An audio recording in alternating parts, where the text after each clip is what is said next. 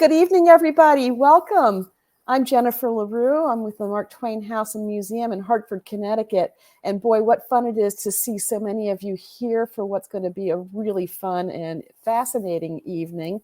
I'm so glad to see you all chatting away. And I see that my friend and colleague Jacques Lamar is chatting away as well, sharing information about I see he just posted about Brian Mitchell, who I'm going to introduce in just a moment, along with Cecilia Tishi. I have a little bit of housekeeping to do before we begin the program full swing. So if you'll bear with me for a few moments, I will do this as quickly as I can. First of all, again, welcome. And please do keep chatting away in the chat. That is part of the fun of these virtual programs, which we've been doing now for nearly 2 years. And, you know, there's a real silver lining attached to these programs. We've attracted people from all over the world, all over the country. We have people who are regulars at our programs who live nowhere near the Mark Twain House. And we're really delighted to have been able to expand the Mark Twain House community and family beyond the local environs. So it's a lot of fun. It also allows us to bring in guests like we have tonight, who I'll tell you in a moment about Cecilia Tishi, but might not have had her be able to come here in person. So I'm grateful for that. So keep chatting away, please, and let us know, what you're drinking tonight and anything else. Jacques has posted a fascinating Mark Twain letter to his wife, Olivia, or Livy, about his discovery of cocktails, which he reported having when he went to London every day before breakfast and lunch and dinner. So he adopted that in a big way, that tradition. So take a moment to read that in the chat. Also in the chat, right now I think it's way up at the top, but we'll be reposting it throughout the program. There is a link through which you can purchase your very own signed copy of Gilded Age Cocktails, Cecilia Tishi's book that we're going to be talking about tonight. So we are no dummies. We understand that you have other options, other places you can buy a copy of this book, but know that if you do buy it through that link, first of all, you get a signed copy, which you don't get everywhere else. And also, you know that your purchase supports the Mark Twain House and Museum. So that is of great value to us, and I hope to you as well. While we're talking about that, I'd like to direct your attention to that long green bar at the bottom of the screen, right under my face, that says, "Your support is vital. Click here to donate to the Mark Twain House and Museum." I think everybody associated with the Mark Twain House and Museum is pretty proud of the museum's ability to keep itself afloat during the past challenging 2 years. Everybody's faced so many challenges. The museum's major source of revenue is its guided house tour, and there have been many, many months in the past 2 years when we have not been able to offer that, and also have not had that revenue stream. And so we have depended in large part on donations from regular people like you, particularly people who have taken advantage of the opportunity to take part in our programs and have felt like that was worth supporting. So I invite you to click that button if you're able and share anything that you're able. You know, $5 is awesome. $50 is awesome. Anything that you can share. I guarantee you, on behalf of the Mark Twain House and Museum, its staff and board of trustees, every single penny is very much appreciated, and every single penny is put to very, very good use indeed. So tonight's program is co-sponsored by the Mark Twain House and Museum and the wonderful Max Restaurant Group, 10 restaurants in Connecticut and Massachusetts, and we're very proud to be affiliated and associated with them through this kind of partnership. It's also sponsored by the Wish You Well Foundation and our media sponsor, Connecticut Public, WNPR. It's produced, as all of our virtual programs are produced, in part with support honoring the legacy of Frank Lord, who is a late and much beloved trustee of the Mark Twain House and Museum. If you enjoy this program and want more, please visit marktwainhouse.org, see a full list of upcoming programs. And I will add that not only are we offering dozens of virtual programs in the coming months, the museum is also starting to resume live in-person programs. So please keep an eye out and take advantage of all those that you can. So with no further ado, let me introduce our guests. I'm going to keep it very brief so we can get to them. Jacques has posted a longer bio for Brian Mitchell, but I'll just say he is the Max Restaurant Group's beverage director. And as I just said, we all love the Max Restaurant Group, and we're delighted to have him with us here this evening. He'll be in conversation with Cecilia Tishi, a native of Pittsburgh, the Steel City of the Gilded Age. She's an award-winning author and professor of American literature and culture at Vanderbilt University. Her books include Civic Passions, Seven Who Launched Progressive America, and What Would Mrs. Astor Do? The Essential Guide to the Manners and Mores of the Gilded Age. So I hope you'll all join me in giving a great big Mark Twain House and Museum welcome to Cecilia Tishi and Brian Mitchell. And give me just a moment to bring them up on our screen. Cecilia and Brian, welcome. Thank you for being here with us this evening. Well, wonderful to be here. Thank you. Hello, everybody.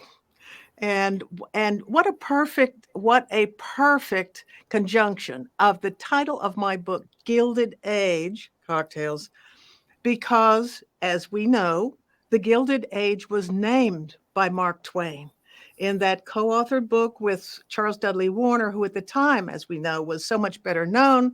And Mark Twain was a kind of neophyte, Samuel Clemens. Could he make it in fiction? Well, we would see.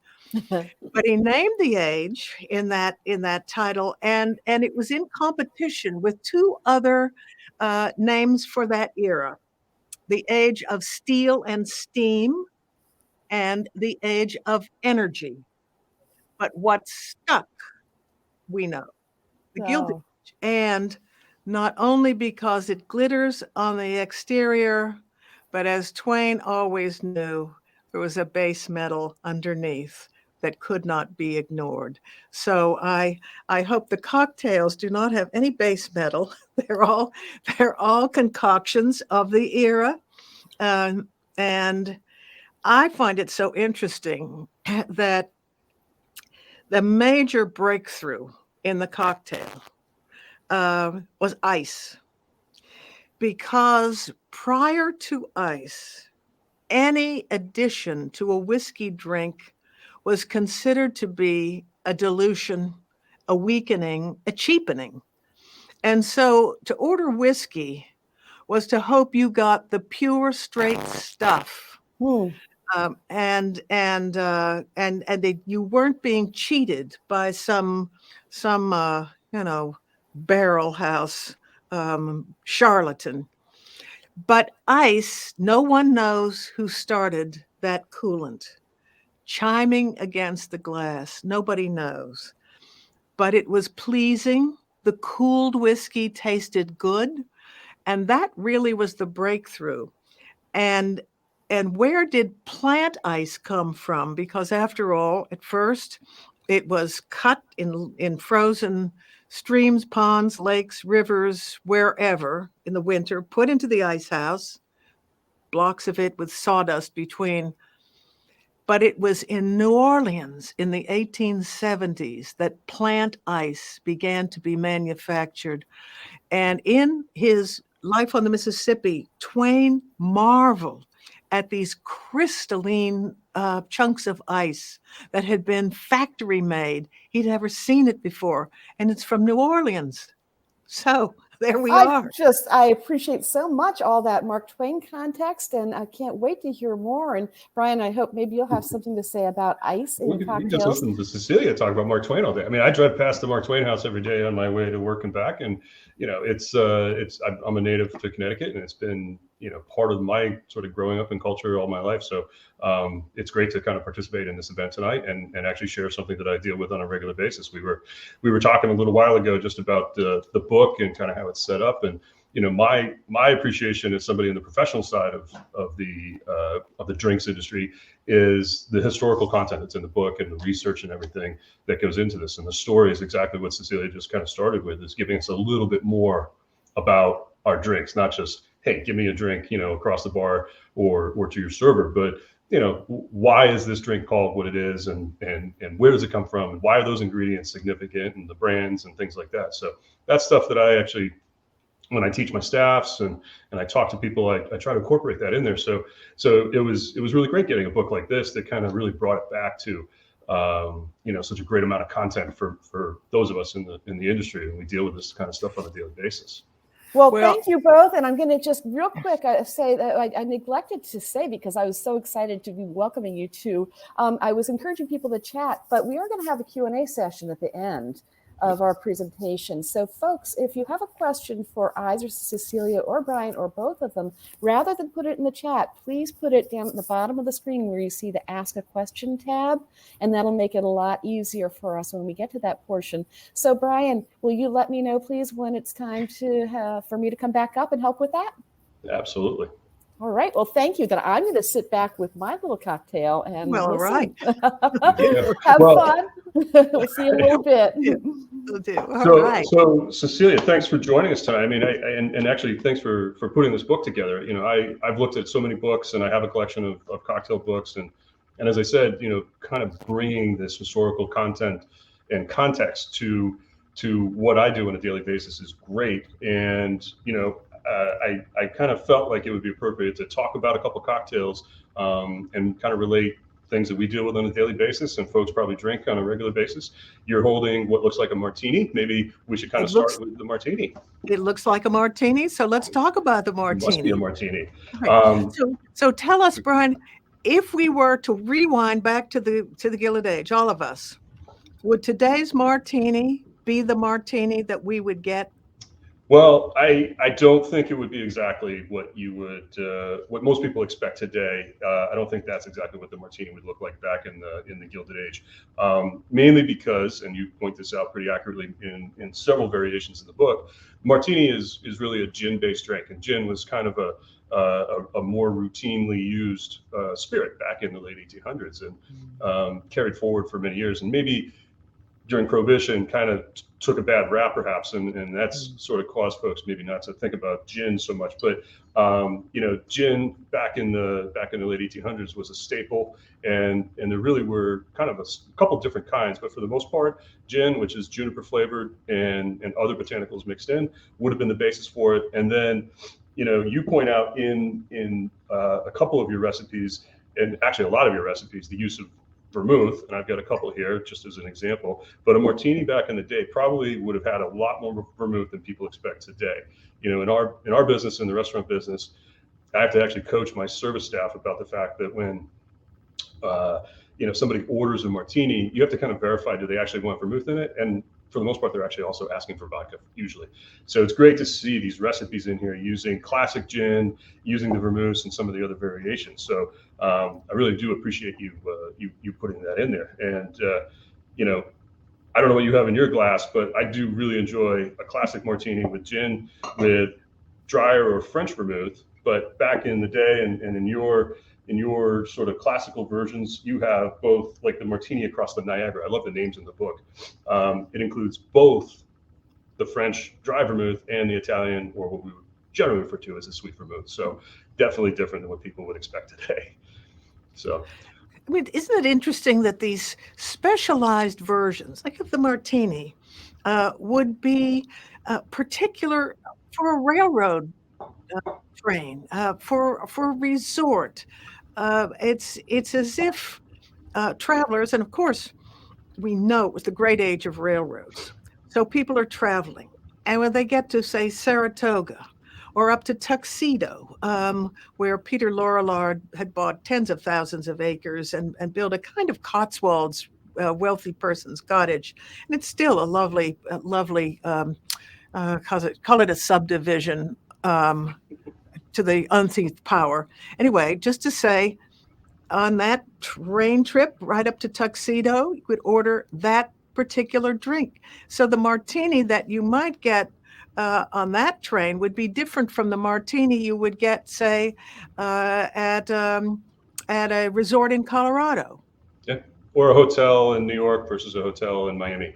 The branding, so to speak, was one of the few ways. We're so used to being inundated by commercials and brands and everything on a almost nonstop basis in our world today. But back then in the late 1800s, as you said, the railroads were really kind of being established. People were able to travel faster and move to different places and go for vacation, for the summer or for a few weeks in the summer, rather than having to go across land maybe or just not go at all. So definitely branding for your railroad, for your destination, your hotel, your restaurant, whatever it might be. And that's why there's so many names.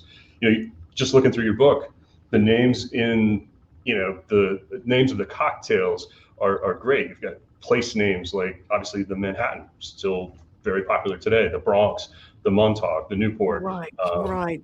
And the specialty, the bartenders who became kind of the groundbreaking inventors of the drinks. To think of the Ramus Gin Fizz, for instance, in New Orleans. And yes, and I'm thinking that, Brian, if you were costumed, let's say it's Halloween, and you're going to dress as a Gilded Age bartender, you would need diamonds for every shirt stud. You would need diamonds in your cufflinks, and your fingers would flash with diamond rings, so that you would be a performer at a major hotel, and the patrons would expect to see the performance. Sure. All right. I would have to ask, because I want to tell everybody, ask you whether you have ever had occasion to try to make a blue blazer. So that's come up. That's the famous Jerry Thomas cocktail. And Jerry Thomas, you reference in the book, he always wore his diamonds and whatnot. And I have tried it once, and it works. I'm not too keen on pouring flaming liquid back and forth, but it is an interesting cocktail. I have tasted it. I think in the time it probably was a little better for people who weren't used to sort of our modern ingredients and whatnot, but it's an interesting cocktail, and when made well, it's definitely the show. And as you mentioned, people were going to these hotels and these bars, and these bartenders were definitely putting on a show. That's why all of our equipment is nice and shiny and silver. Oh yes. Good point. So just so everybody knows, 2 silver mugs, Scotch whiskey and hot water, little sugar, lemon twist maybe, and holding these mugs, one up, one down. And as you said, you pour a light it on fire. Scotch light, and you pour back and forth, and you get these arcs of flame, and everybody is thrilled, and then somebody drinks it, I suppose, at the end. You said you made it. How did it taste after all that? So it's really, it's not a whole lot different than we were talking earlier about the old fashioned. It's really not a whole lot different than an old fashioned at its basis, because you have a spirit, you have a Scotch whiskey is kind of the standard, and then a little bit of citrus, a little bit of sweetener, and some water, and that's essentially what the basis of a true cocktail or an old fashioned is. So it doesn't taste a whole lot different than that. It's a little warmer. It's almost like a little bit of a hot toddy. So not bad. Tastes good. It's definitely about the show. The alcohol burns blue. All right.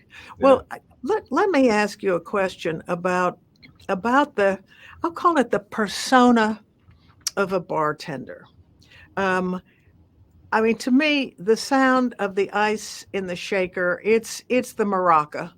It's a wonderful, wonderful percussive sound. But in the Gilded Age, the bartender was said a performer.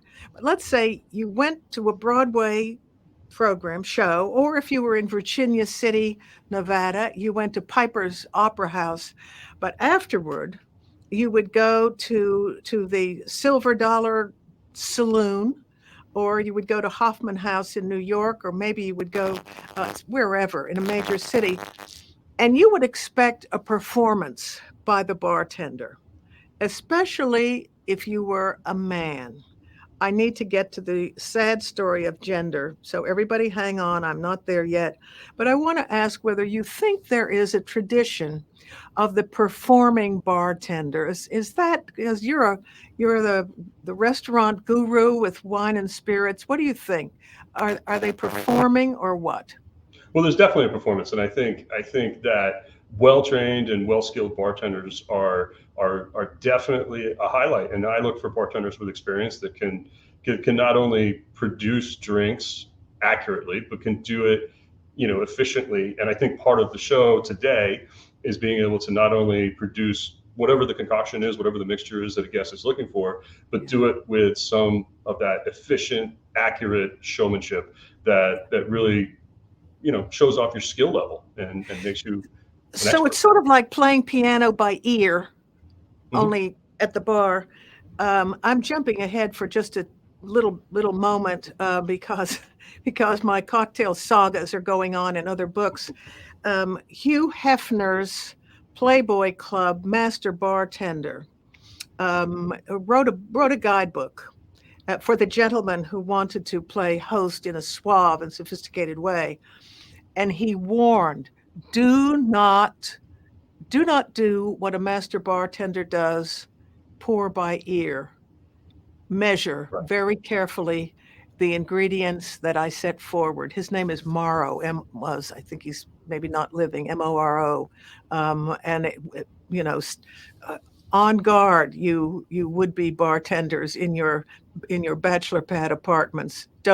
Don't think you can get away with pouring by eye. It won't work for you. Well, we have this. I mean, part of my training with my guys in the industry is the difference between being that home bartender and pouring what you like, and usually it's going to be a little bit more spirited, versus what we do in the restaurant, which is trying to replicate that recipe pretty accurately. And you have to use a jigger. You have to measure and have to use. I lost my jiggers here. You have to use the the tools and the instruments of our trade to make sure that what you're replicating, time in and time out, is going to be the same, because we have people who come in and ask for drinks, a month later, 2 months later, or maybe go to one of our other restaurants, and they want to have the same experience. So that accuracy, and I got to tell you, reading some of these old books, and I'll give you credit for kind of diluting this down for us, is they aren't all that accurate sometimes in their descriptions. And you say, they say put one part of this or two parts of that, and you don't necessarily know what that is, or a glass of this or a sherry glass.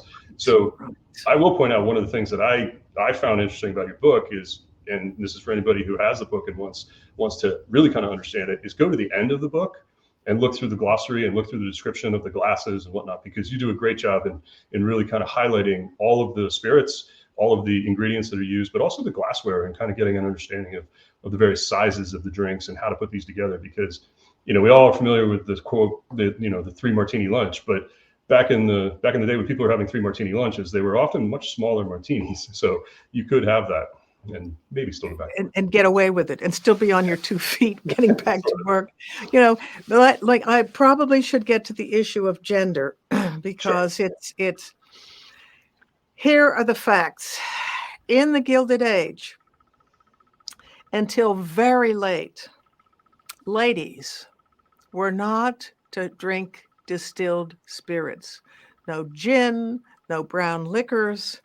For a lady, endless champagne, endless wine, liqueurs, punch, and the punch might pack a punch. Look at some of these recipes, and they're in the book. I think, oh my God, a bottle of cognac, a bottle of Kirschwasser, and some champagne, and where are we?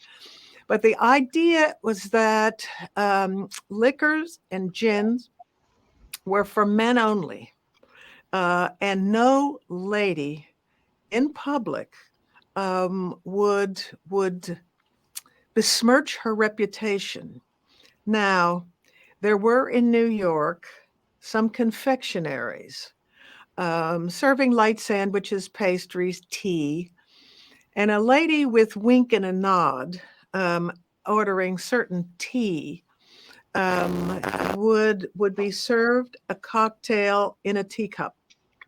That's how it was, in a sense, disguised. On the record, there is one young woman bartender, the daughter of Colonel Mann, Mann, who was the publisher of a scandal sheet called Town Topics in New York, Newport, up into New England, a weekly. And in a section titled Saunterings, there was the gossip with just enough truth and just enough precision to keep Colonel Mann out of courts slander, for libel in his career. He finally was in court, but not for the liquor. Well, every weekend, his editors, his reporters, their girlfriends, their wives, boarded a chartered Pullman car up to Lake George, where the Colonel had a weekend retreat, all in the good months, and his daughter was the bartender. Full service bar, swizzle sticks, shakers, ice, all the booze that you might wish. And the Colonel, starting at 9 a.m. in the morning, would start to bellow to all his staff, "Hey, ducks, ain't you dry?" Meaning, get to the bar, have your fill. This is the weekend, and we'll be back in the city soon enough, digging up the gossip for the next week so we can all make money and enjoy ourselves. But that, in my research, was about the extent. I think, and if I'll ask everyone present, if you have a diary from a young woman a lady of this era, and she confesses that she's been drinking cocktails, I want to know. Brian Mitchell wants to know. Let us know. Be in touch through the Mark Twain House. Yeah, definitely. But not until the flapper of the 20s, who could put up her boot on the brass rail in order her drink. And this is a Prohibition era, of course. Otherwise, a manager of the Waldorf Astoria thought he would maybe try cocktail tables, those little tables, and 2 or 3 people could sit down and drink their cocktails sitting at the table. It was briefly set up and quickly abandoned because the ladies would not sit there. The men wanted to see the bartender and be sure they were getting the real deal in their drinks. There went the cocktail tables and the little chairs, and everyone bellied up to the bar as usual. Yeah, absolutely. I mean, you're definitely in an age where social constraints were still very much in play, and people stayed in their lanes a little bit, and it was rare for people to move out. So having a woman who was a bartender is not very common, especially one that would actually admit it. Although I'm sure there were more that probably did it from a practical point of view, but a lot of these stories just don't revolve about it. And when you look at and you read about the as you pointed out earlier, the pillars of the bartending community and the people who established the cocktails and whatnot, it's almost exclusively men across the board. Man. They were just the ones who owned it and did it, and that's the way it was. Right. Yeah. And Brian, we probably should acknowledge that all along, from the colonial period, and there you are in New England, the colonial period, there was antipathy to liquor, certainly. Yeah. "Woe to drunkards," wrote one of the Cotton Mather, or maybe his father, Increase Mather, in a pamphlet, "Woe to drunkards." And Edgar Allan Poe was considered to be a sot, kind of the public writer as drunk.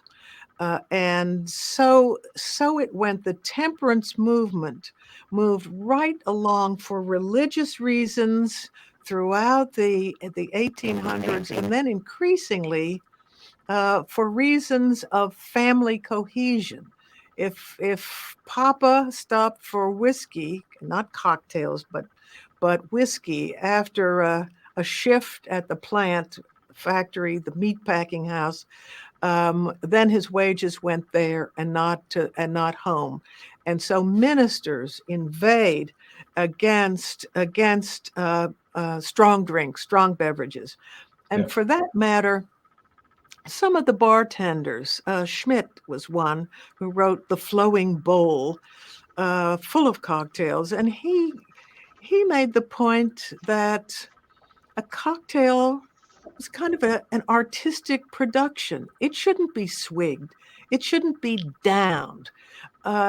Anyone who needed alcohol in their body should not have cocktails. The cocktail was to be sipped, appreciated. It was constructed artfully. It was pleasing to the eye as well as the palate. And so it ought to be appreciated in those terms. But meantime, the temperance movement was unrelenting. It sort of came in waves, different waves, and was persistent. And of course, to this day, we know so much more about the problems of alcohol. And I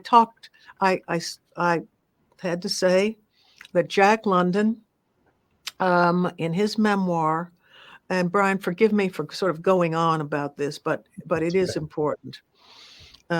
Jack London wrote a memoir titled John Barleycorn, and it's an important memoir. It's an important book of Jack London's.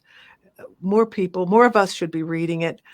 At the very end, he admits that he had become kind of captive to mixed cocktails that he ordered in batches that were sent to his ranch, gallon jugs, I think.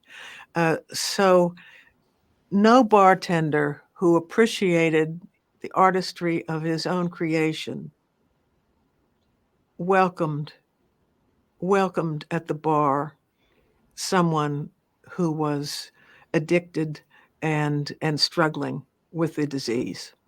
Am I right absolutely. on that? Oh, totally. And I mean, that carries forward to today. I mean, it's just, it's common sense. And we have laws in place today that are a lot more stringent about it. We do a lot of training, obviously, to looking for signs and be aware of what's going on and make sure we're not over serving and there's overconsumption going on. But yeah, I mean, it was obviously an issue going back to the earliest days of America, to the colonial era and forward, where the prohibitionistic kind of attitude towards alcohol, whether it be based in religion or it be based in just a practical sense of you can't operate and work if you're always drinking and you're drunk, kind of grew and gathered steam. And it's interesting that we are sort of bookend here with the Gilded Age starting after the Civil War and kind of progressing into the 1870s and really kind of picking up speed as America, kind of explodes. And then you end the Gilded Age almost with the prohibitionist movements, the 18th Amendment and the Holstead Act and everything else that kind of put a clamp down officially across the country.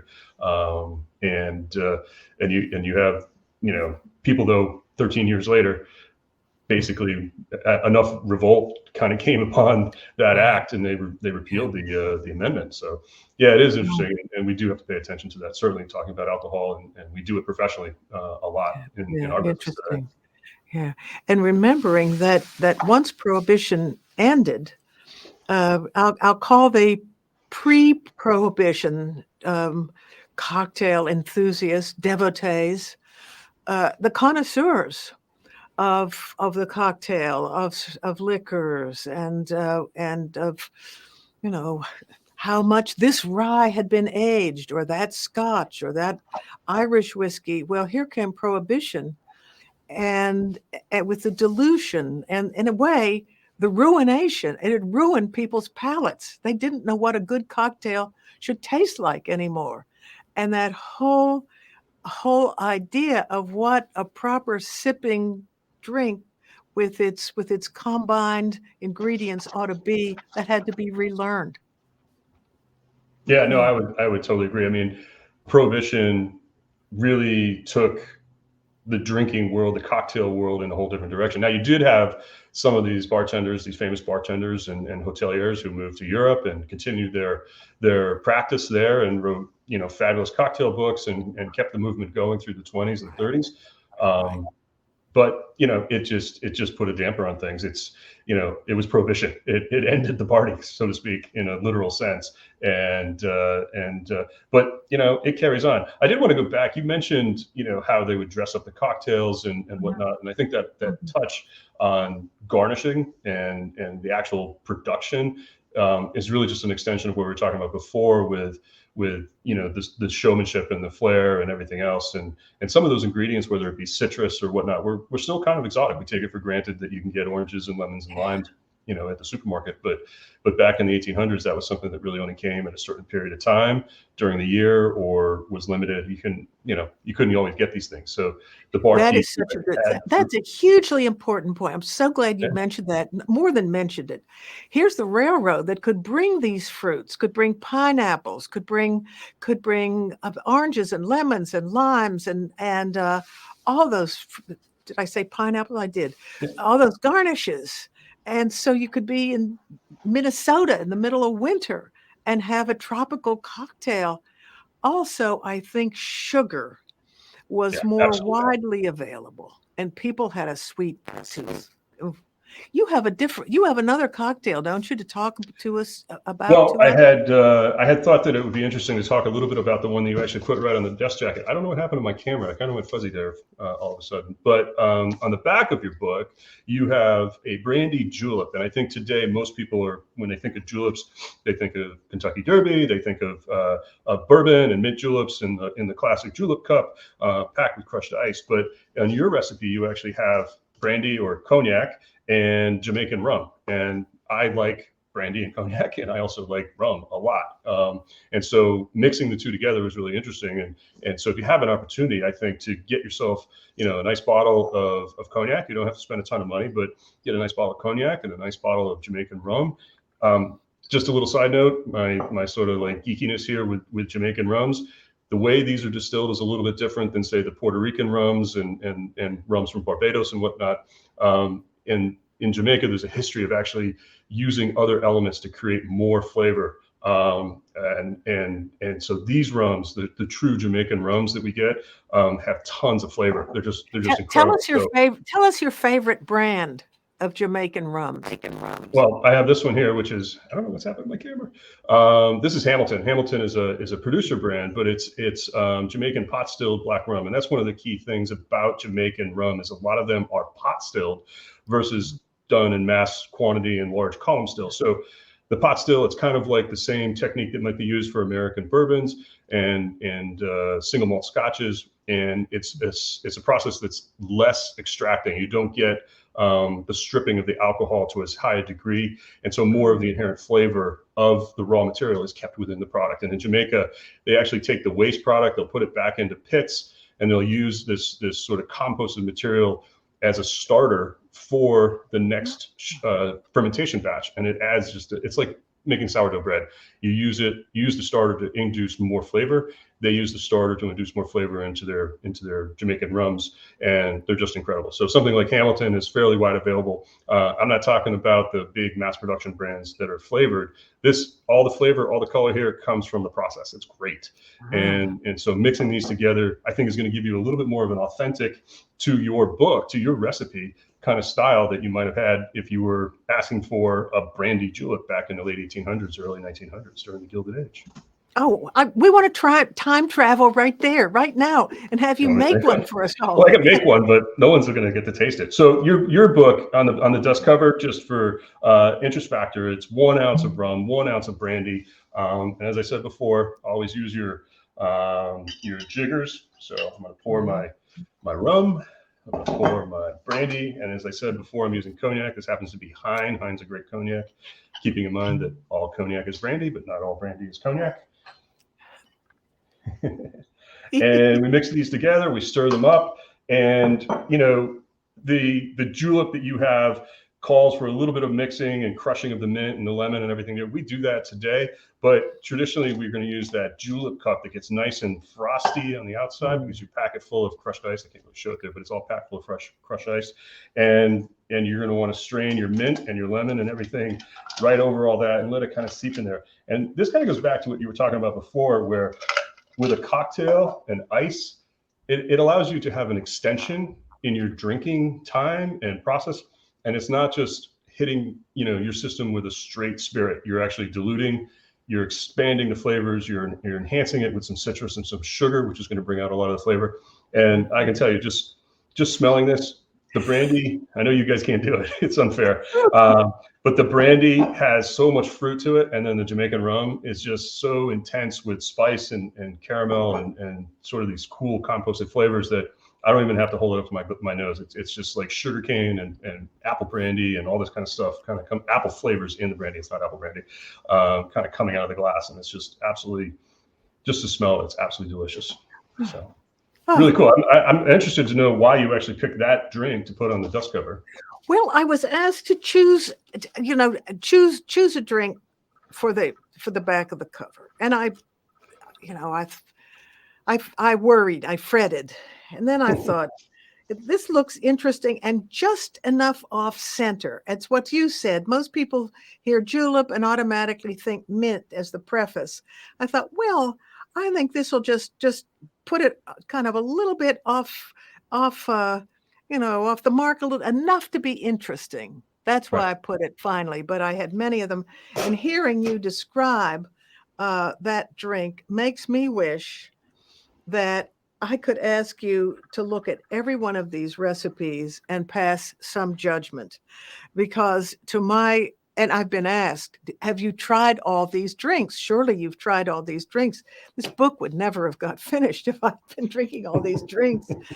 And some of them, I have to say, sound way too much, way too many ingredients. And I think that some of the Gilded Age bartenders began to be, if not anxious, a bit concerned by the tricks that their colleagues were pulling, saying, don't invent a cocktail unless you really got something that brings a new set of flavors to the fore. Don't muck up what we've already got going, is what they're really saying. Right. Yeah. I mean, in the day, these guys would be putting out, again, it go back to branding. They would be putting out a cocktail book, a handy guide. Jerry Thomas put out his guides for mixing drinks and and everything else. And so once they put these together, there was a little bit, I think, of a protectionist attitude towards, because not all of these ingredients were always available, as we discussed. But they would also put together, and these guys would make their own bitters. Like today, we can go and buy a slew of bitters and add flavor and whatnot to the cocktail that we might be thinking about making. But in the period, these barkeeps would actually be making their own bitters, and we've done that. I've made bitters and put those together for my drinks and use them. But there's so many available today. It's just an easier process. Okay, but they were definitely all right.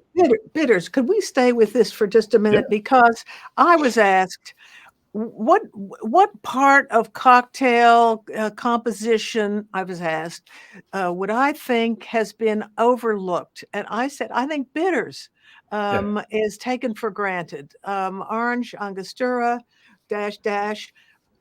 Do you agree, Tom? Would you talk a little about bitters, because they're all through the Gilded Age cocktails and on up?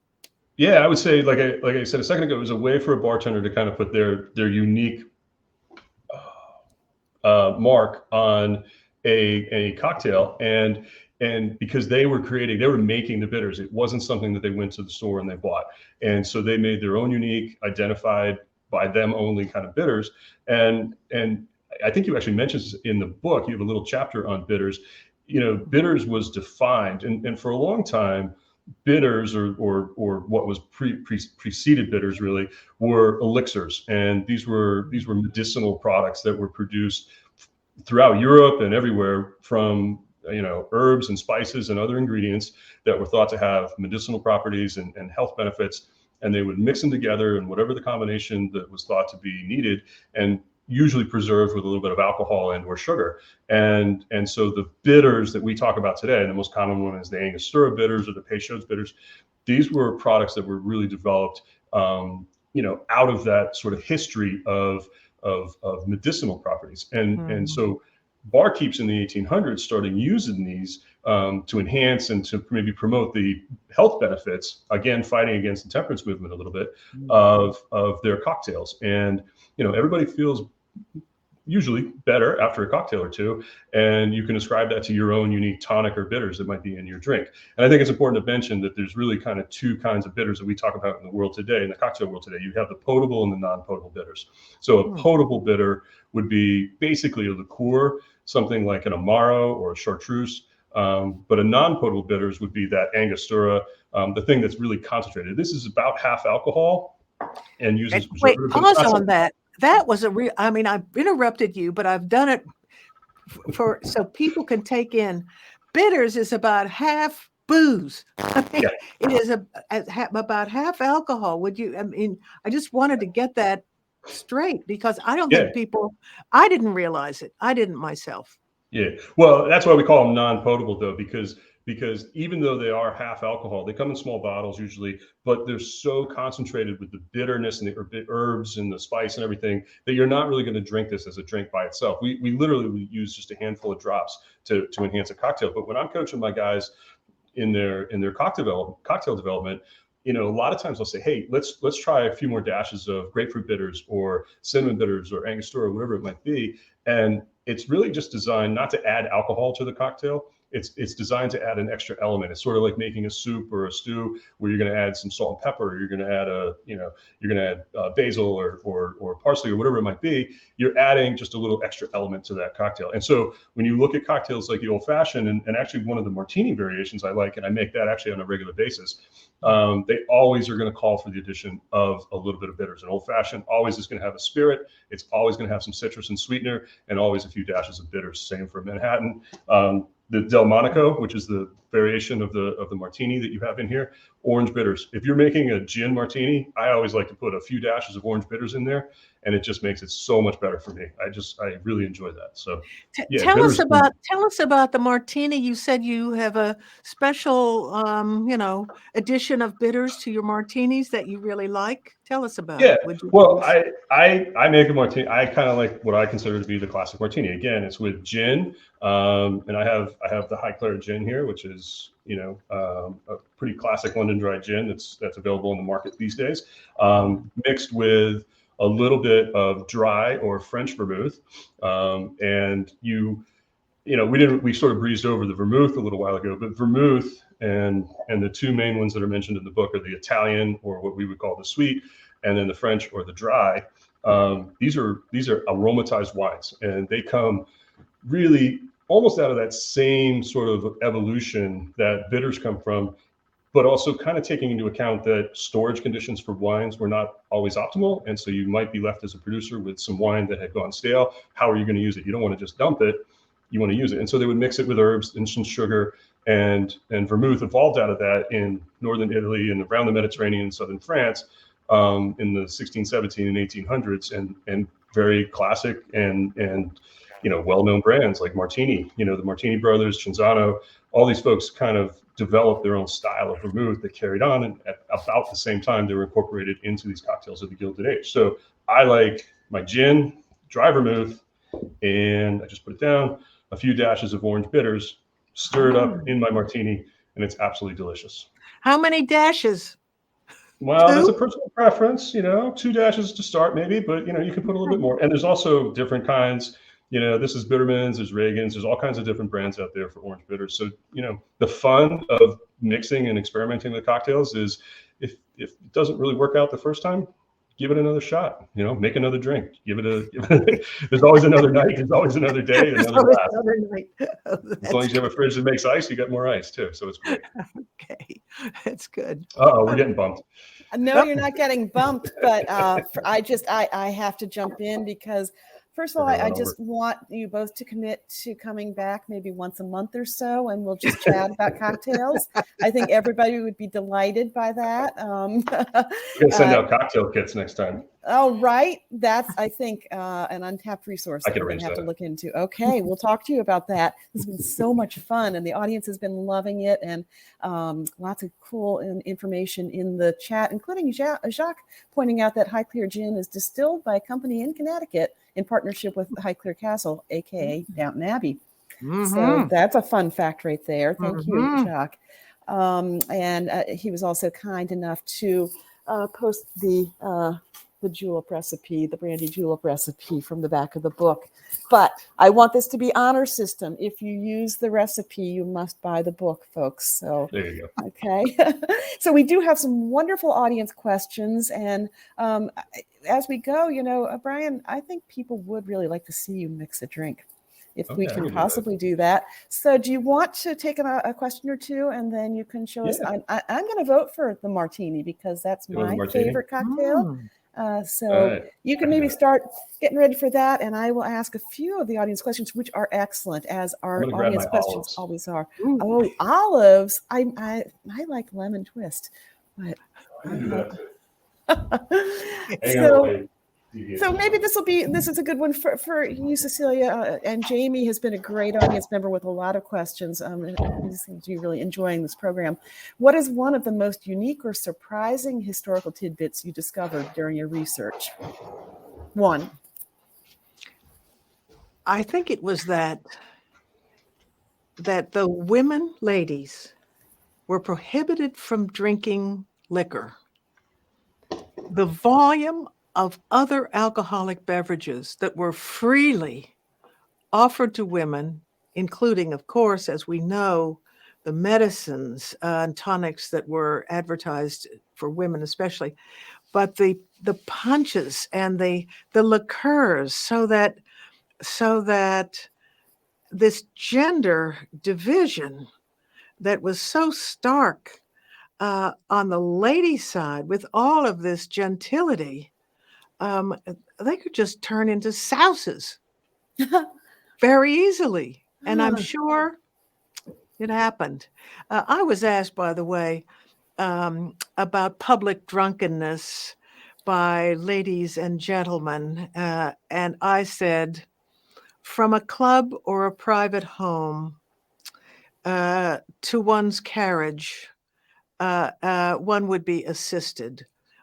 One would be shown to the door and to the curbside carriage or the carriage under the porte cochere to be taken home. Ladies and gentlemen were not seen in the street in their cups. So it was very much a privatized imbibing in this era. That's what shocked me, the gender and the hypocrisy of that gender. That's fascinating. Thank you so much for that. Oh, so many good questions. I'm going to jump to our dear friend Diane Smith, who has a question for Brian as he begins to prepare to mix. Brian, how do you choose cocktails for every season? We love the apple cider Cosmo we had for Thanksgiving and would have loved to have it again. That was me. Well, you're gonna have to wait for fall. Apple cider season comes around once a year, maybe twice with winter. But yeah, no, I actually have 5 cocktail sort of development periods throughout the year, and I usually start about 90 days ahead. They coincide with the seasons: summer, fall, winter, spring, etc. And the 5th one is the holiday cocktail. So we have a little bit of a addition, usually with a couple holiday cocktails between the end of Thanksgiving and New Year's. So it's a process, and not to make it terribly long, in order to kind of streamline things, I meet with my vendors. I let them make presentations to me as far as what they want to present for the next upcoming season. Often I will get, like going into fall, I'll get presented with 6 different pumpkin spiced whatever. We don't need that. We need one that's cost effective, tastes good, made right, available, etc. So I will kind of like edit those lists down. I will get them out to my wholesale vendors and let them go make presentations to my bar guys. And then I let them kind of do the development, mostly because I want them to experiment. I want them to play, and I want them to have some ownership of it. So each of the cocktails that you're going to see on our seasonal menus are really kind of produced by my staff and my bar managers that are out in the field and working and developing this on a daily basis. Now I go back and we review, we look at the costs and all that kind of stuff, but it's done on a regular basis, and we do update our cocktail menus on a seasonal basis, absolutely, to keep it fresh. Awesome. Yeah, but we have standards too. People like some of our regulars. Imagine. And so this is another great question from Jamie, and I'm going to ask it, and then we'll watch you make a cocktail, Brian. Jamie says, and maybe both of you can take a turn answering this: is there a drink that when you hear someone order it, you immediately know they're a kindred spirit? Pun intended. Good question, Jamie. I guess in my world, when somebody orders a spirit or orders a cocktail that either is, precise and not just like I heard about this cocktail kind of things, we get a lot of that. And they know kind of what they want, like, specifics about whether it's a martini or a Manhattan or whatever. You definitely appreciate that. And there's definitely guys or gals who come in and they're bartenders and they want something specific. But, our normal guests, our normal bar guests are who come in and look for something very specific and liked and appreciate that kind of aspect. It kind of goes back to the showmanship, but also the skill aspect of what we do. We definitely appreciate that. And you can tell, definitely. Yeah. Thank you. Do you have an answer for that, Dr. Tishi, or should we go right to Brian and his martini? We got to go to that martini right now. There you go. All right, here we go. I want to see this. So the first thing I did is I actually loaded my martini glass up with ice. I just dumped it out just to make it convenient, but I like to have a nice chilled glass. So I start with that. I apologize, my camera is not in the spot. I'm afraid if I move it, it's going to lose everything. But I did, you saw me jigger my gin. And if you look at the sort of classic martini recipe that is in the book, it calls for 1.5 ounces of gin, 1/2 teaspoon of vermouth. So again, relatively small martinis. If you come into our restaurants and kind of standard these days, a martini is probably going to be built. Most of our cocktails are built around a 3-ounce recipe, and that's what I did here. That's so more like it. Well, we charge you $75 for a martini. You expect to get some booze, right? We don't charge that much, by the way. But it's getting close to it. So. But the recipe sometimes in the Gilded Age would have definitely been a little bit smaller and a little bit more, like we talked about that three drink lunch kind of thing. So chilled martini glass, I put about 2.5 ounces of gin in my mixing glass, which is an insulated cup here. And then I put about 1/2 ounce of Dolan dry vermouth, which is just a great aromatic dry vermouth. And I stir it. And I am definitely an advocate of stirring versus shaking. I know a lot of people like shaking, but I kind of feel like vodka martinis, shake the heck out of them. Gin martinis, we're not going to bruise the gin. I know that's an old saying. You're not really bruising the gin, but I like the stirred factor. Any clear spirit cocktails, I prefer to stir. Any juiced or creamed cocktails, anything that needs to be emulsified, we're going to shake it up. I put my strainer, my Hawthorne, on top of my mixing glass, and I pour, and you can kind of tell just by watching it go in that it's nice and cold and smooth and slick. And that portion that I poured out fits nicely. I did cut an orange swath, and the little thing that the pro tip here, I have my lemon. Hopefully you guys can see this. I have a lemon, and you can see I've used it a couple times. And I have a Y peeler, what we call in the business a Y peeler. I don't know what, my camera is kind of not cooperating right now. It's been mostly really good. We can see you. We're good. Okay. I look fuzzy. Maybe it's just on my side. And you take a swath, nice kind of fat swath. The thing that I have to kind of coach some folks on is there's two sides to your swath. There's the outside of the skin and the inside of your skin. And what you want to do is you actually want to express the oils from the outside. You want the outside of that skin facing your drink, and you just want to give it a little squeeze, a little kind of across the bias of the swath, so that it expresses. And you can see the oil slick on top of the drink. And then what I'll do is I'll take that outside, wipe it around just to get that lemon oil, lemon flavor out there, dip it in. Oh yeah, that's good. I know. I'm having the same reaction. And you have given a new meaning to oil slick, I'll tell you. Yeah, you guys can't see it, but there's definitely a little peel of pun intended. There's a little slick of oil across the top of the martini, and so every time that's one of the reasons why we do garnish. And I instruct my guys, when you're making, you have to actually express the oils or whatever you're doing.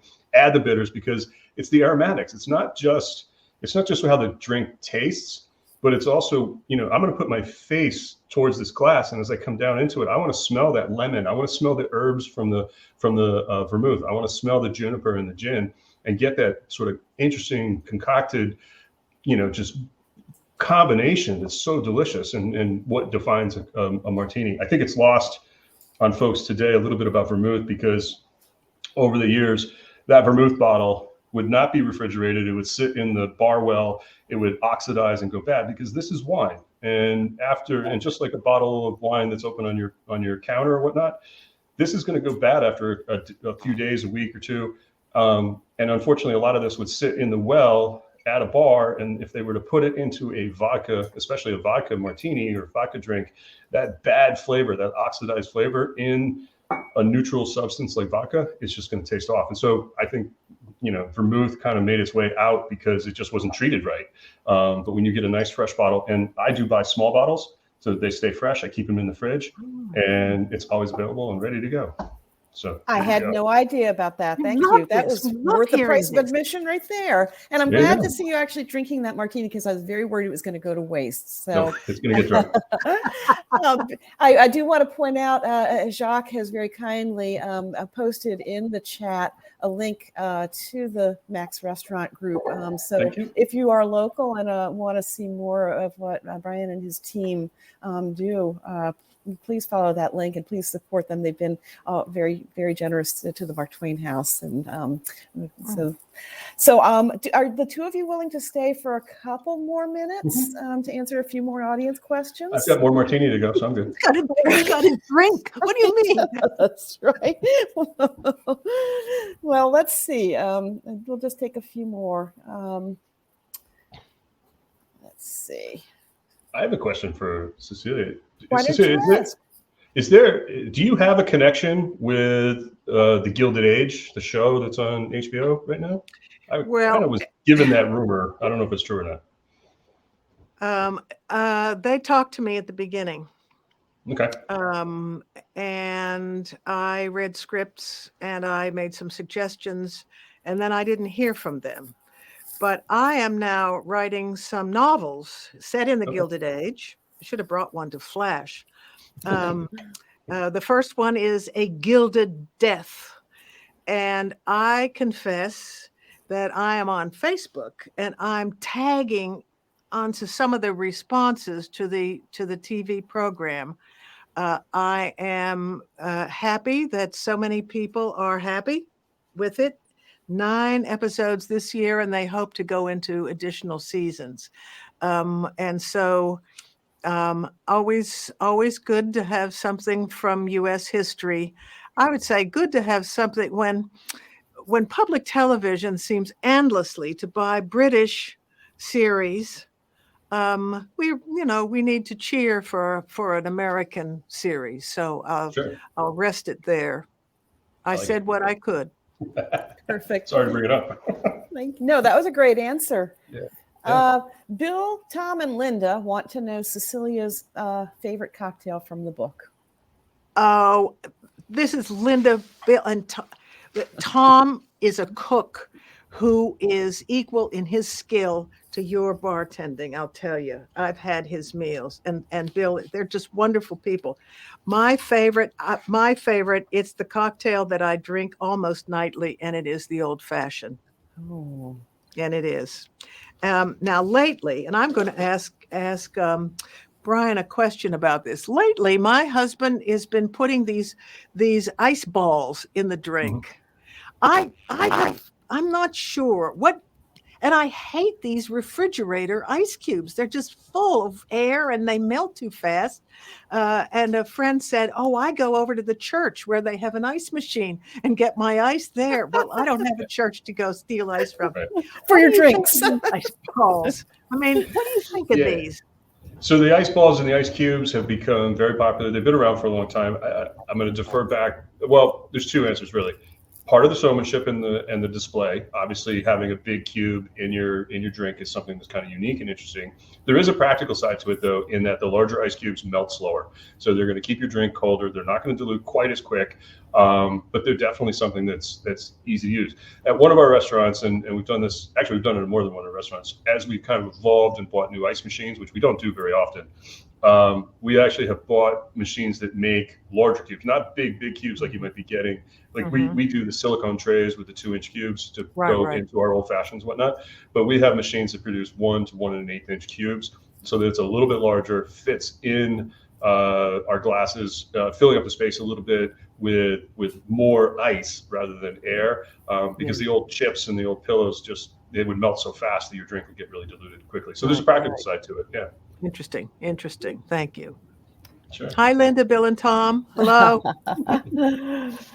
Another good question. Where and how did you source your recipes? I had the good fortune, anybody would have it, that same good fortune. There's a note at the early part of this book, and I think of the sequel. There's a man named Albert Stevens Crockett, two T's, and really an aficionado of cocktails. And then he went through the Depression and saw how they'd been ruined. He he took it upon himself as a journalist, as a kind of sociological historian of the period, he took it upon himself to put together a book on cocktails of the pre-prohibition era, with recipes and with essay material, and then he talks about some of them after prohibition. But that book is a godsend. Without it, I would have been very much at sea. Of course, with Jerry Thomas's book, there's a man, and of course Brian knows his name, David Wondrich, who wrote a marvelous book called Imbibe, and it is the Bible of cocktail history, with drinks and recipes and historical factoids everywhere. It's a really wonderful book. But for the on the scene history, Crockett's book is really terrific, and I recommend it to anybody. It's in reprint. You can just go on Abe Books, the used book network, and they'll send you a very cheap reprint. And tell us his first name again, please. Albert, first name Albert, middle name Stevens. Is it PH or V? The last name Albert S. Crockett, Crockett. All right. Awesome. Thank you. Hmm. So just a couple more. There's a lot of books out there that are, and you like Cecilia says, you can get the reprints for not a lot of money and kind of get that that ability to peek back into time a little bit.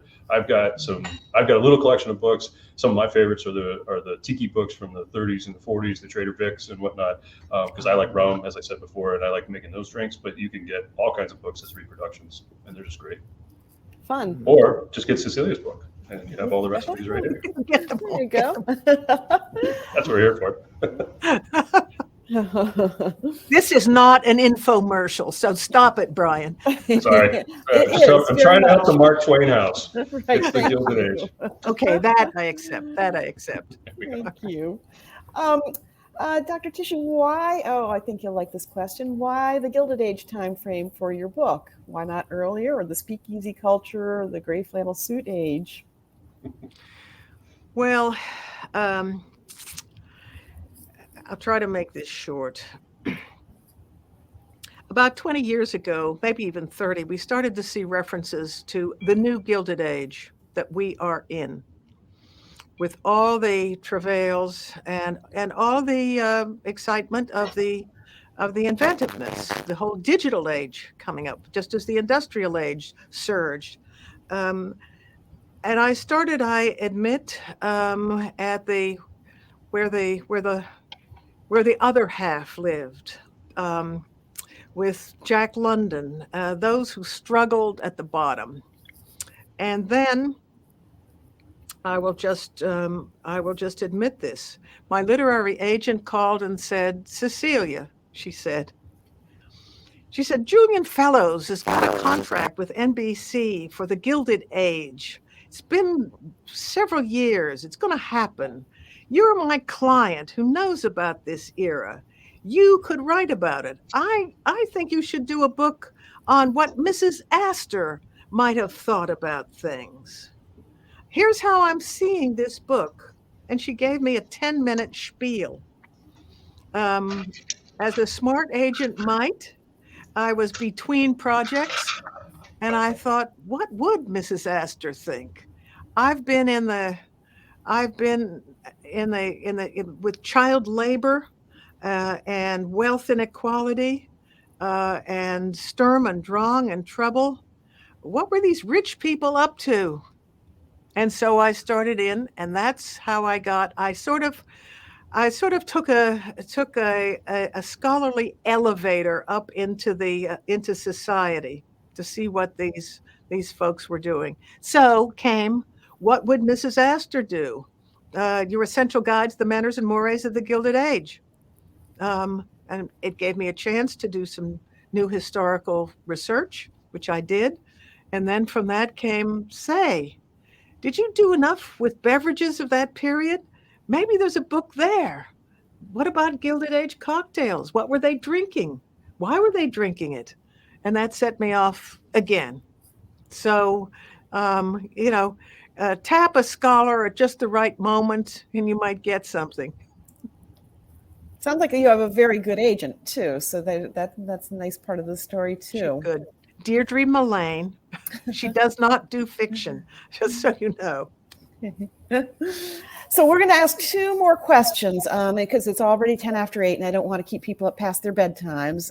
But Michael wants to know, can you discuss, and you've touched on it a little bit, but a little bit more about glassware. Today we have many types of glasses for different types of drinks. Was this true in the Gilded Age? And he says, thanks for the fun evening. Cheers. Oh, thank you. Well, I would refer you to page 158 in the book, because there's a discussion on glassware there. I think from my point of view, and I said this a little bit before maybe, but is, you look through these books and some of these recipes will say, a sherry glass or a wine glass of this or whatnot, and you're not really sure what that is because glassware has evolved over the years and it's not exactly the same. So we have in our community, in the bar world, in the restaurant world, we have endless amounts of glassware and suppliers who create all kinds of different variations, but you kind of have some standards. You have wine glasses, you have what everybody calls a martini glass, which I call a cocktail glass. You have the old-fashioned glass, which is a rocks or a highball glass, or a rocks glass, and then you have the highball glass, which is something that's kind of an extended or taller glass that you're going to put a mixed drink in. And there's other variations, but really, you can cover the basis with like 3 or 4 glasses at home. I have endless samples of glassware that people want to sell me and show me and stuff. I kind of stick with the standards. I have a couple martini glasses. I have some rocks glasses. I have a couple highball glasses, and that's about it. Maybe a pony glass here or there, which is just a shot glass for small liqueur. So. This is a moment to show that Mark Twain etched glass. Yeah, there you go. Let's bring it out here. It's not an infomercial. So I was explaining before we went live that this is something that we have sold in the Mark Twain store. It is etched glass, and this is a representation of one of 2 marble panels, windows in Mark Twain's billiards room that were designed for him by Jacques. Tell me if I'm correct here, were these designed for him by Edward Tuckerman Potter or by Tiffany? I think Edward Tuckerman Potter. And there's 1/8, and then the other panel has 7/4 for the year that the house was built. And these are billiards cues and billiards balls representing some of Mark Twain's interests. So yeah, thank you for bringing that up. Thank you, Jacques. I thought it was Brian, what drinks would be best for this glass? Old fashions. Put the old fashioned in there. There we go. And on that note, it should be nighty-night. It should be nighty-night. The 2 Brians need to be off. I will. Hate to do it. I want to put a shout out to Kim Burke. If you're still there, I hope you are. Your cherry grogu with the smashed cherry and Death Star ice ball. That sounds good. I'm going to make that. Thanks for putting that out. So I'm going to tell you one more thing before we go, and that is that this program is recorded and it will live on the Mark Twain House website, so you can go back and watch it again. And the very cool thing about the recorded programs there is that the chat remains live. So if you wanted to come back and comment on something or share a recipe, that you're absolutely welcome to do that. So check back on that opportunity. I just got to say thank you both so much. What a fantastic evening this has been. Audience, you have been wonderful. Jacques, thank you for your help. And come on, people. If you were not convinced before, I can not imagine that you're not ready to click that link and make this purchase. And I know that Cecilia has provided us with signed book plates. So we'll get those out to you as soon as we possibly can. Somebody asked if they could get it tonight. I'm afraid we can't get it to you that quickly, but we'll do our best. So thank you both, and please don't be strangers. We'd love to have you both back often, and thank you for being wonderful. Thank you. Thank My you. pleasure. Good night, everybody. Thanks for being here, and we'll see you next time. Night, night. And thanks for your donations. Cheers.